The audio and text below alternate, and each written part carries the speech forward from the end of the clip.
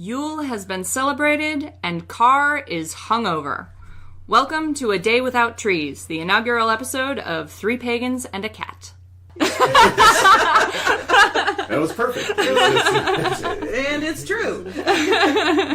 Carr is hungover. Yeah. Car's better now. Carr's better now. Carr was hungover this morning. Yes. Very much so.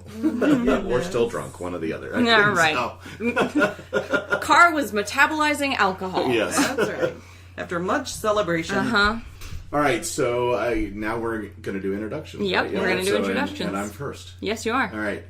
So I'm Carr, and I am new to this exploration of paganism, having grown up in an organized religion for many years. I'm currently looking into the Celtic path and Druidry as it fits my background, being Irish by heritage. My name is Gwynn, and I'm actually married to Carr. I am an eclectic green witch. I've been on the path for, since childhood, really. I was also raised in a organized religion and practiced that religion for most of my life and adult life.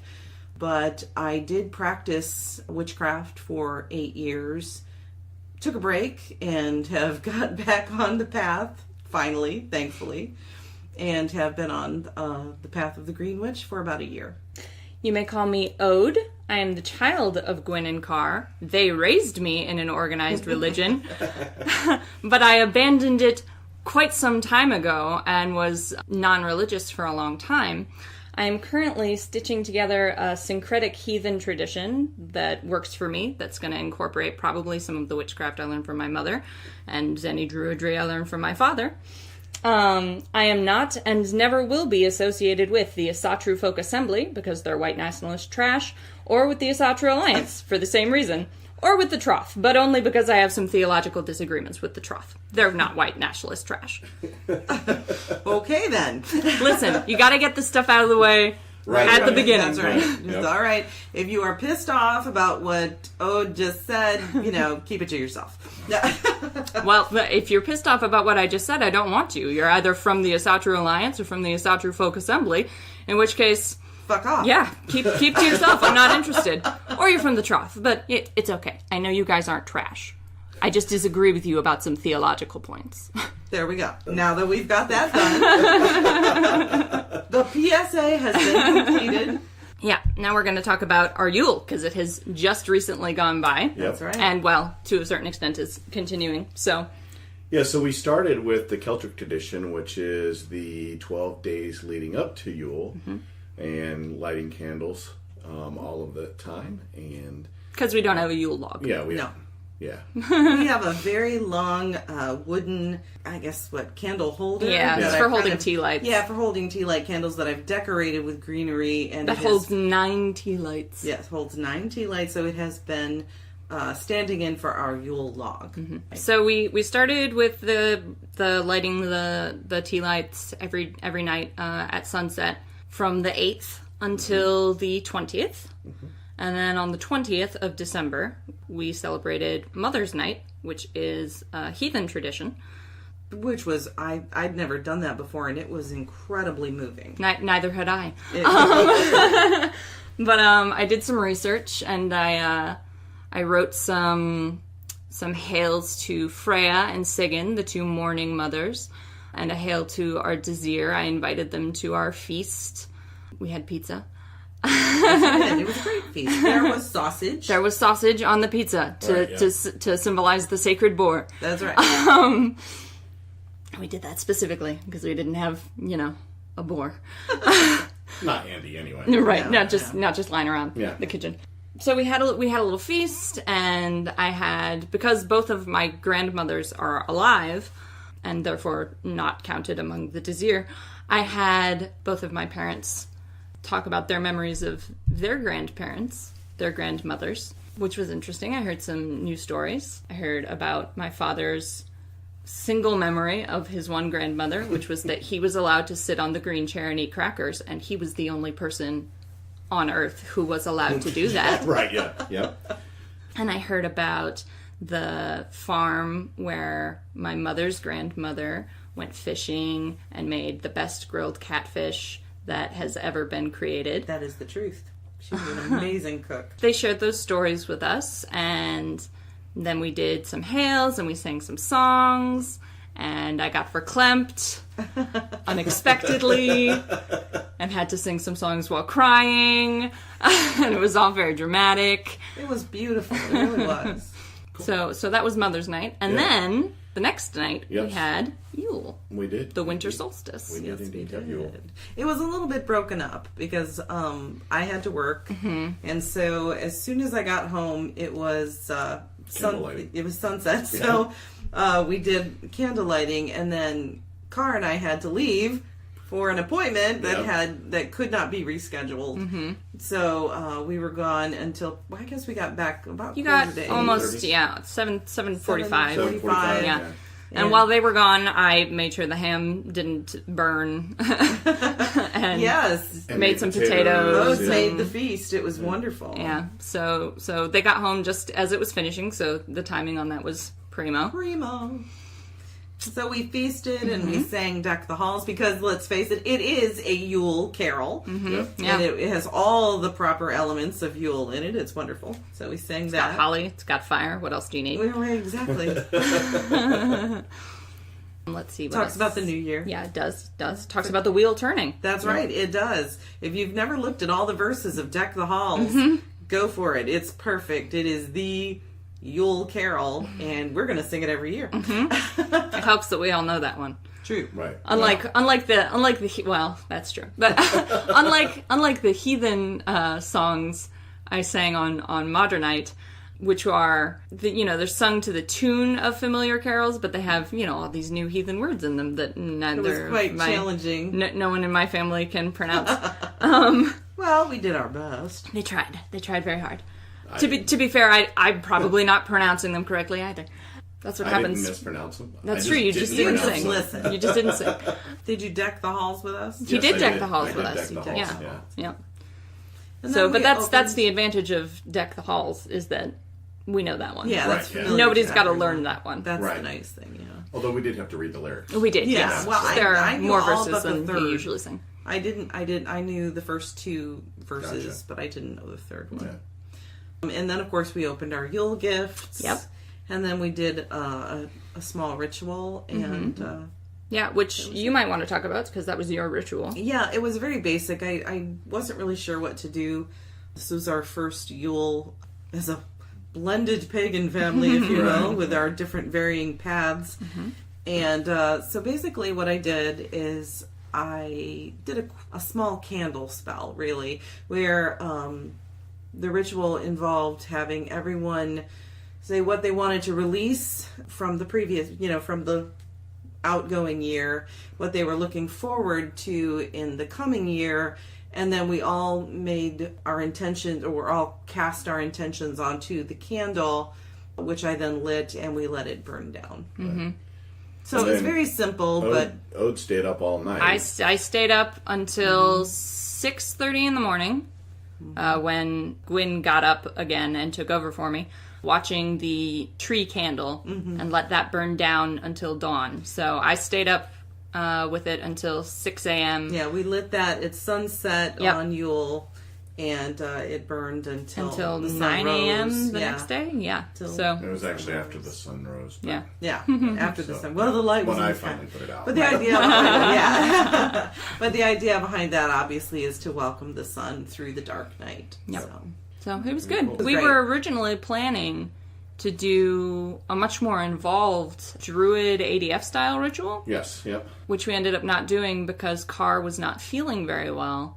And I just wanted to point out, just because you are planning to do something for your ritual or for your religion, just because you've made that plan doesn't make it immutable, and it doesn't make what you replace it with any less valuable. Exactly. Your devotion and your practice and your tradition are not predicated on perfection. Right. The fact that you're doing it at all is valuable. So even if it's not, even if it doesn't come out perfect the first time, it's still worth doing. Right. That's right. Yep. That's right. Agreed. And then we called this first ever podcast the A day without trees. Day Without Trees. And the reason for that is that today is a day without a tree in the Celtic calendar. So we're recording this on December 23rd. I was just going to say, we should probably say what day it is. Well, it's the same day every year, so people could have figured it out. The Celtic tree calendar is 13 28-day months. And then there's one day left over, December the 23rd, and that is a day without trees. And it's also in the Celtic path, that is your year and a day. So the year is 355 days, and your day is December 23rd. Is December 23rd, which is 356 days, right? 65? Yeah. How many days are there in a 365. year? 65. I think you've missed a few. Yeah. 300. I was going, maybe it's different in the Celtic No. I skipped those days. Pretend they Those are don't the days exist. I just kind of wiped from my memory. Hibernate. Yeah, I need 10 of those a year at least. Okay, so Yesterday was one of them. let's fully establish 365 days plus one. Yeah. 364 Oh, days. no, okay. Plus one. Plus one. Got it. We'll get it. Math is, But no, listen, you said a year listen, and a dear, day. dear podcast Yes. listeners, math is not our thing. No. We will fuck up the math a lot. So True please that. forgive. True that. Yeah. Please don't write in and be like, Hey, dumbass, here's how many days are in a year. We know, we just can't express it clearly, apparently. Because, so the day in a year thing is you're supposed to start new projects. yes, yep. Yeah, so you would start a new project on the 24th. So for me, I'm starting the Dedicant Path of the ADF. Which is the Druid path. Right, it's the Druid Path, yep. And the ADF is one group that does that. And the one that I've searched through and found fit best. What does the AD and F stand for? Those words I can't pronounce. Right, yes, those words. Our own Druidry is what Okay. it stands for. Androikt fanaflaflaflaf. That's it, That's yes. very good. Yeah, I thanks. think. So, but it's at adf.org if anybody's interested in seeing, What where they're at. what do the Druids do? If you're Right. interested in following along with Carr on this journey. Yeah. That's right. Yep, so tomorrow I will start on that path of the Dedicant, and then I have choices after that. So next year I can choose to go into a guild or go into a bunch of different things. So there's a bunch of different options as part of that, which is kind of dope. I think it's very cool that you have like a structured, organized path to follow. I'm over here Right. just like awkwardly shoving puzzle pieces together. Like, hey, did these fit? Do they? I don't know. IDK. Well, as a solitary eclectic, I'm like, yeah. You're like, That's yep. what I do. If they don't fit, just saw some edges off There and you tape go. them together. Problem solved. Just make them fit. What's the problem? Anything fits if you try hard and believe in yourself. That's called magic. Wow. You're welcome. Yep. We'll be continuing our Yule candle lighting for me because my Yule didn't start until Mother Night on the 20th. We'll be continuing that until January 1st. And there are some interesting things happening in January that we thought we should talk about. Absolutely. You may be familiar with the most recent supermoon that happened this December, the cold moon. The cold moon. Well, there are two more coming up immediately, both of them in January. January 1st, the wolf moon is going to rise. It's going to be a supermoon. It's in Cancer, which coincidentally is ruled by the moon, so I would think that would make it a double extra supermoon. And then in January 31st, there's going to be another full moon, colloquially known as a blue moon. And that one is also going to be a supermoon, this time ruled by Leo, which is the ruling house of the sun. And Oh yeah, and January 31st's blue supermoon is going to experience a total lunar eclipse. so it's going to be very auspicious. It's going to be a very busy moon. It's got a lot going on. Yeah. Does, yep. Many witches and Wiccans believe that doing any kind of magical working spells, it's a very auspicious time, a night of power, when it's a supermoon, let alone a supermoon that is an eclipse. Right. That has even more strength and power behind it. So it should be an interesting night. Yeah. I've got some information about the assorted moons. I don't know a whole lot. Somebody studied. I studied. Oh, it's let's my face way. it, Ode is our researcher. It's what I do. Which is why it's a good thing I'm the one on the, there is no path, read your books and figure it out tradition. Because that's all there is read your books and figure it out. So I did some research. I don't know a whole lot about working with the moon in a traditional witchcrafty way. If Gwynn would like to jump in at any point while I'm reading off this information I have uncovered, that would be very welcome.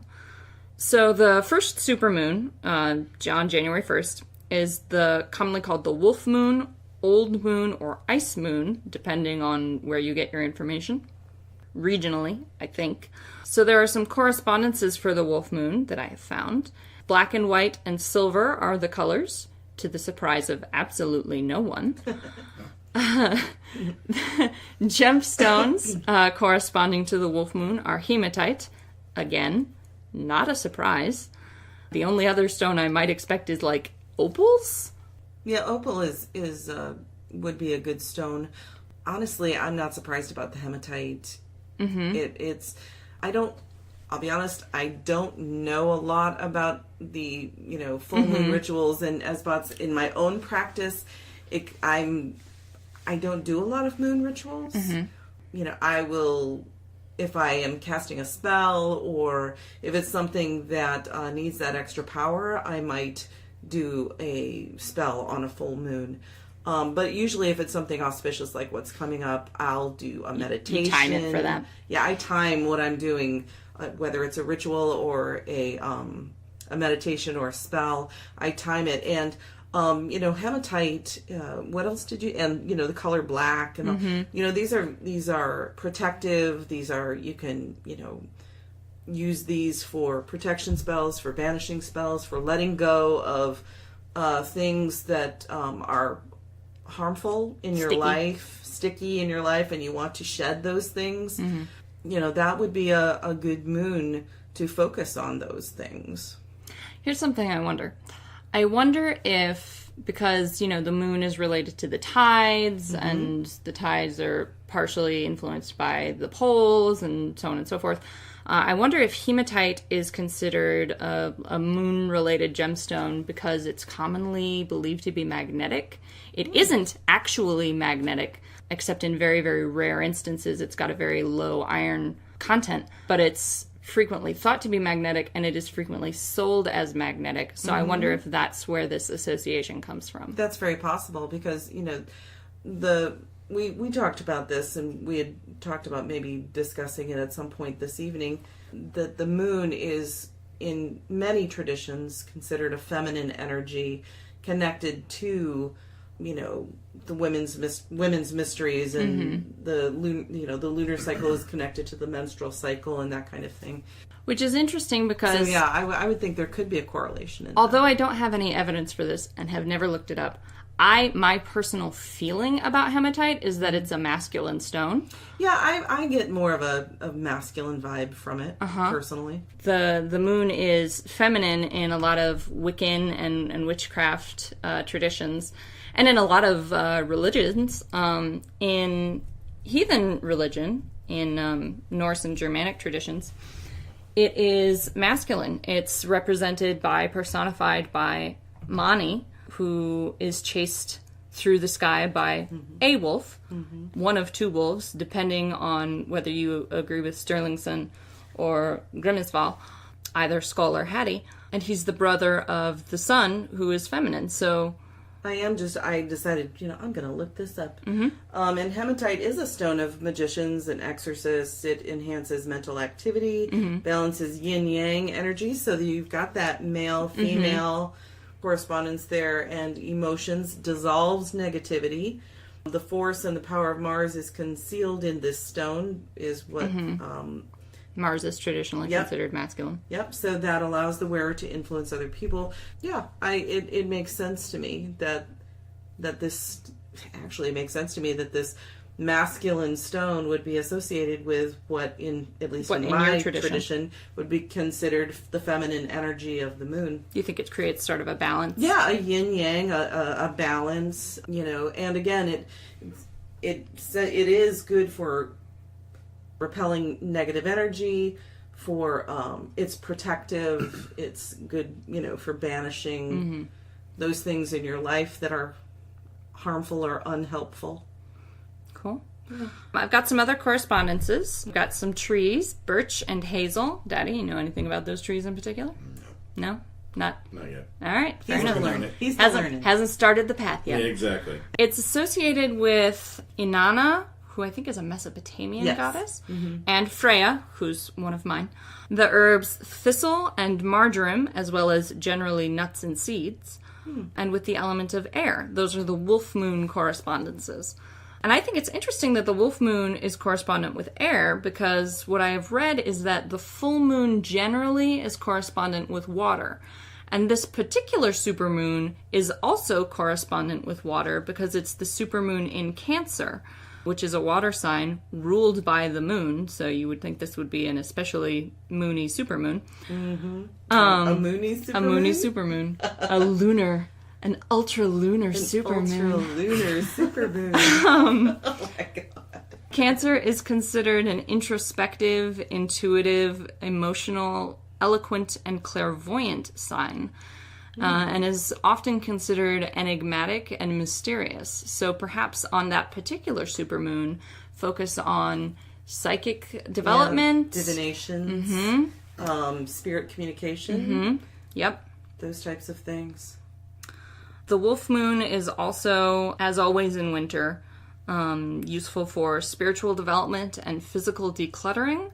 Again, with the repelling of what's negative, letting go of what isn't useful. Yep, because although the sun has returned triumphant by January, the nights are still very long. It's normal to be lethargic and sort of inwardly focused. There's no point in trying to speed up your cycle. This is natural. It's the right time for you to be introspective and homebound and focused on yourself and cleaning up or developing your personal space. Now, of course, we do have to say that is if you are in the northern hemisphere. Yes, the southern hemisphere is a whole different whole different situation. Which I am not qualified to comment on, as I have never been to the southern hemisphere. So if you are a southern hemisphere pagan or witch, enlighten us on let us know, because we've got nothing. We got nothing.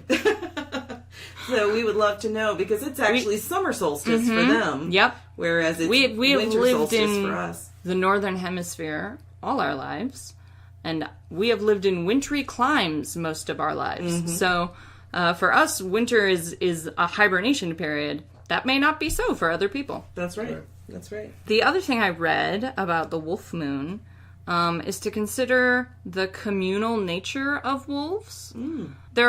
People have sort of differing opinions on wolves, sort of depending on where you come from. In heathen tradition, wolves are very antagonistic, which I have a struggle with, because I consider wolves very practical, resourceful, family-oriented animals. So it's hard for me reading the Eddas and so on to interpret the wolves I'm reading about as aggressively as my ancestors would have. But it's something that's consistent about wolves sort of across cultures is that they're perceived as being transformative. There are traditions of people transforming into wolves through various methods across cultures all over the world.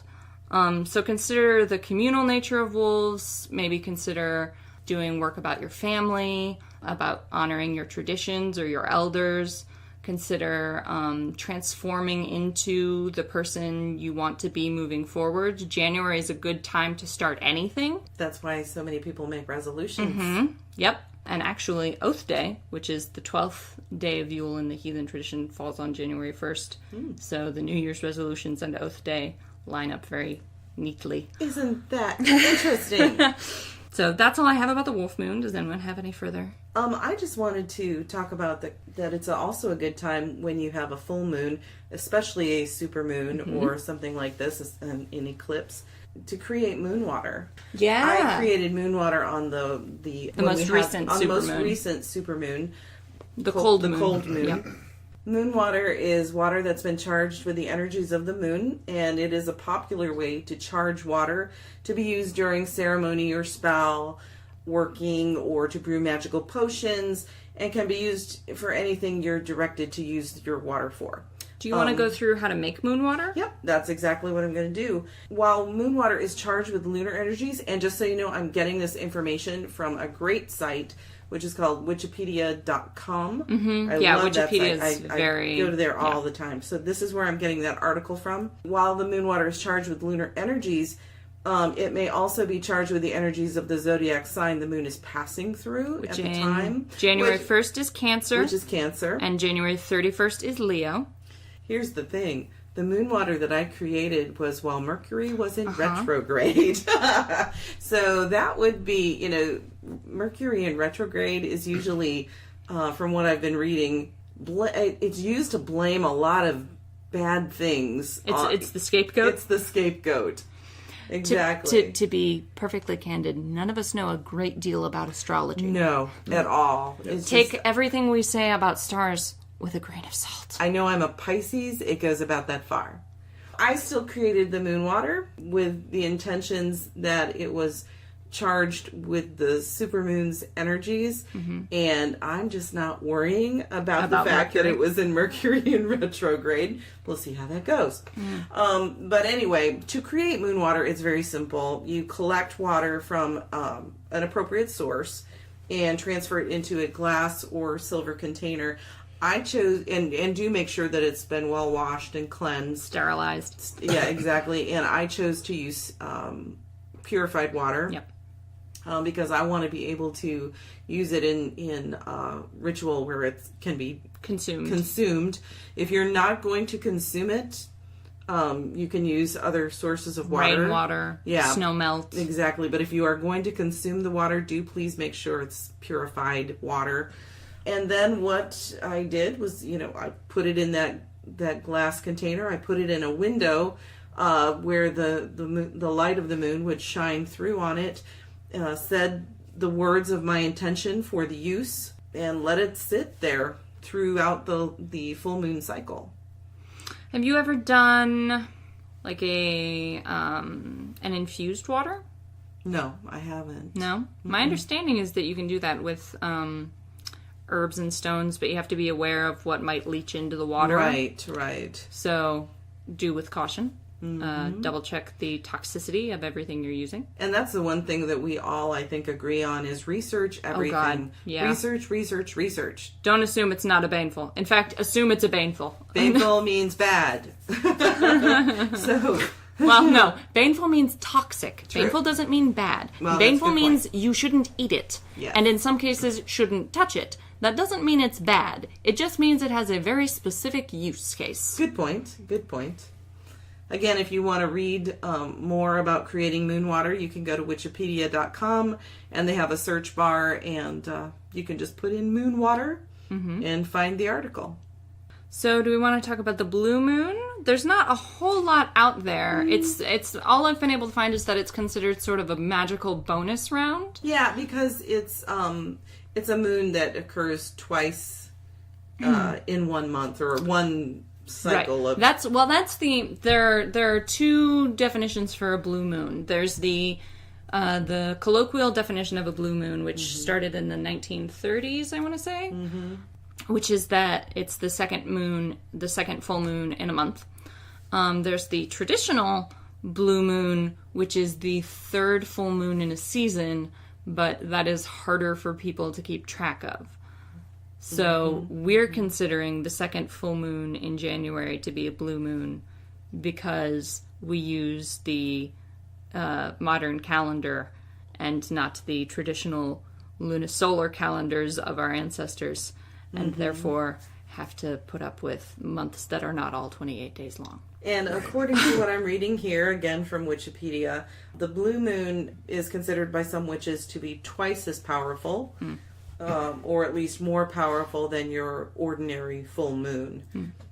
So it's a good time to perform a spell that needs some extra kick. Right. Or some oomph behind it. And that blue moon will be the Leo supermoon. Leo is ruled by the sun, which is where the light from the moon reflects from, so that seems auspicious to me.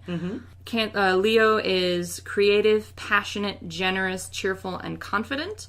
It is a fire sign, and I've been wondering about this, and I wanted to ask you. So, I know that traditionally speaking, an eclipse is considered just sort of extra magical oomph because it sort of shows you all the phases of the moon at once. I'm wondering if an eclipse can represent a reversal in the same way that a Merkstaved rune or a reversed tarot card would represent a reversal of its traditional meaning. That's a really good question, and I'll be honest, I don't know. That's not something I've ever really researched or thought about. Because I haven't been able to find anything about this while I was researching this, but it seems intuitively coherent to me. So I was wondering if you had any thoughts. Well, I'm looking. I have my computer here, so I can do fast little searches. This is actually on a solar eclipse, and I found it on magicalrecipesonline.com, another really good site. A solar eclipse... None of these sites are we sponsored by the way. No. These are sites we go to. There is no sponsoring. There is no sponsoring. If you'd like to sponsor us, feel free. No, a solar eclipse can, according to this article, be seen as a very powerful new moon. And new moons are traditionally... Well, new moons are traditionally a time of rest, right? For most witches. Yeah, a lot of witches, I guess, don't do magic during the new moon. Yeah, it's just a time to rest and reflect, basically. It's also I personally have used new moons though, if there's something that I need to build toward, if there's a spell or a working that I'm doing that needs to build toward. Started on the new moon and let it go all the way to waxing. Exactly. Wax as the moon waxes to full, and then perform the spell on the full moon. Okay. Sometimes I've done that. So you give like a charging period. Yeah. Depending on what the need is behind the spell. Right. So for a lunar eclipse, would you consider that transforming the supermoon into a super new moon? That's, again, I don't know. I'm looking up another article as we speak. Throughout the moon's monthly cycle, and this is from Pagan Path, the moon waxes and wanes. At the new moon, the moon is completely invisible. And then, of course, at the full moon, it is at its fullest extent, energy and phase. During a lunar eclipse, we experience, I guess, what is called a micro month. The moon is full, then partially or completely hidden, and then visible again. Right, it goes through within all the phases. just a few minutes, an energy similar to a complete cycle of full, waning, and new black, and then waxing and full again.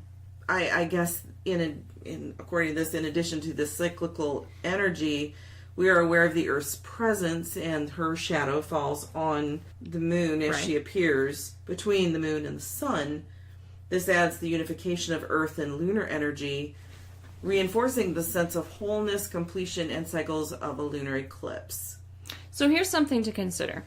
The January 31st supermoon, which is the moon that's going to have the total lunar eclipse, is in Leo. Leo is ruled by the sun. So this supermoon is going to be cut off from the ruler of its house by a total eclipse.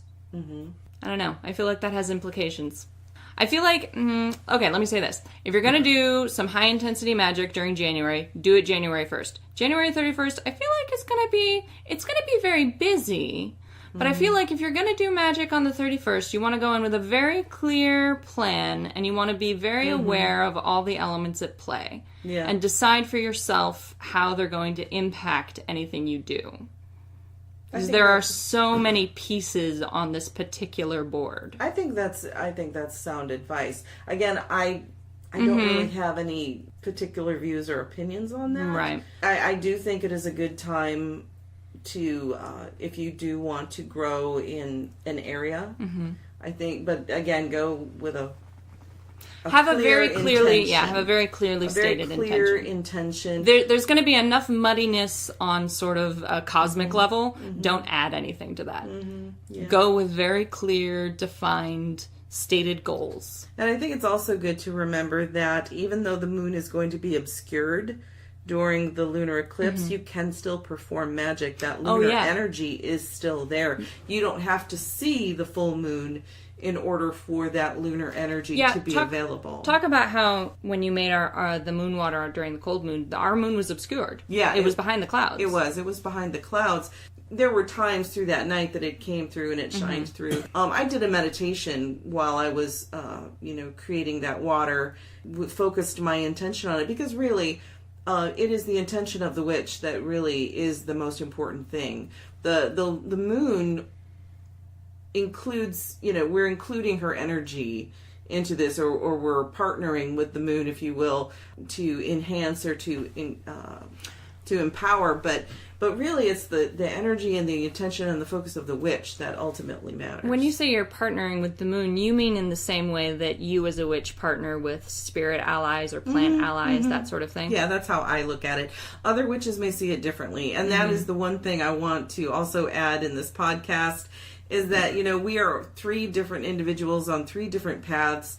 Some of us still very much early on in those paths. And as an eclectic witch, I don't follow any particular tradition. I'm if I were to claim a tradition, it would be the green path, and that is a new one for me. I'm really not a religious witch. I'm more of a secular witch. I don't really follow a particular religion. So if you have a different view, a different way of viewing the moon, or different beliefs about the moon, please feel free to share them with us. Yeah. I mean, I'm of the opinion of there is no one right way. It is all individual to the person who is on their path. Yep. So I find this interesting. So we have a blue moon in January. Yep. We also have a blue moon in March. Goodness. And then we don't have one until October of 2020. Wow. So take advantage of those blue moon escapes. Use those blue moons while you got them. Use those blue moons. You're getting 2 in 1 year. Yeah, that's a big deal. That is a big deal. There's a lot of moon activity early on in this year, it seems like. Yeah. Because I believe in signs and portents. I do think we need to keep our eye on what's going on, not only spiritually and supernaturally, but just physically, manifesting in our lives throughout this year where we live. Yeah, it looks like 2018 is going to be a very busy, spiritually active year. I think so too. Agreed. I think so too. For our little family, if for no one else. Right, exactly. Yeah, that's right. Yeah. We're all starting paths. Car's starting a Dedekind path. I'm going to spend the next 2 years studying every rune in the Elder Futhark. And I'm going to be learning more about the Green Witch path. I want to learn more about divination. I'm adept at the pendulum. Very. But outrageously, one might say. But I'm trying to develop psychically. I'm wanting to become better at reading tarot and improve those divinatory skills. So that's really my focus this year, I guess. Yes, psychic development. Psychic development and divinatory skills other than pendulum. Yeah. Because that's kind of inherent. That just happens. That's her natural skill. That's my natural skill. All right. I think that's everything we had planned to talk about. Awesome sauce. congratulations to us. I think we managed to get in under an hour. Hopefully. Yeah, we did. Yeah. And hopefully we didn't bore just the socks off of you. And if we did, this podcast isn't for you. It's gonna be like this the whole damn The time. whole damn time. The only thing We that are might who we change is that I might ask even more questions that no one has an answer to. That's right. And I am going to add that too. If you don't know the answer, it's okay. That's why That's part of this process. that's part of the process. You look it up, you ask other people, you get varying opinions, and then you find what works for you. And then you argue. You argue a lot. There will be a lot of arguments. There will be in this a lot. podcast. A lot At of least arguments. if you're in our family. You Yeah. know? If you haven't quite cottoned on to it, we've created our own little family coven, really. And even though we're all individual, solitary Technically, we're all solitaries. Technically, we're solitary but we are practitioners. sort of fusing our rituals together so that we Yep. can all practice together. And And it's interesting. Yeah. We have it's fun a fascinating year ahead. process. Yep. Yeah, a very busy, moonful. Yes, Moonful, I that's think a I word just made that now. up. Oh, It's a yeah. word now. Very nice. Okay, cool. We'll add it to the Cool. dictionary. Cool word. A moonful year. Yep. Which begins, according to Daddy's calendar, tomorrow. And Yep. according to my calendar, January 1st, because that's the first full moon after the Yule. So thank you for listening to us ramble on and babble. And we'll see We you are next three time. pagans and a cat. We'll Three see pagans. you next month. 3 pagans. Three pagans and a cat. Cat.